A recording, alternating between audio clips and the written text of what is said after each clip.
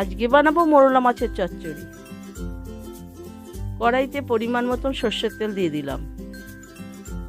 তেল গরম হয়ে গেলে নুন হলুদ মাখানো মোরলা মাছগুলি ভেজে নেব। মাছগুলি তুলে নিয়ে আলুগুলি ভেজে নেব। আলুগুলি ভাজা হলে বেগুনগুলি ভেজে নেব। বেগুনগুলি তুলে নিয়ে সামান্য একটু তেল দিয়ে দেবো। তেল গরম হলে কালো জিরে আর শুকনো লঙ্কা ফোড়ন দিয়ে দিলাম। এবার দিয়ে দেবো পেঁয়াজ কুচি। পেঁয়াজটা সামান্য ভেজে টমেটো আর লঙ্কা দিয়ে দিলাম।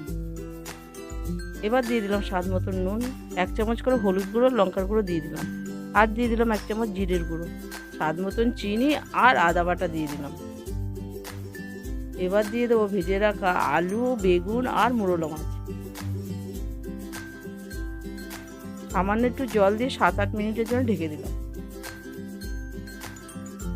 এবার নামিয়ে নেব।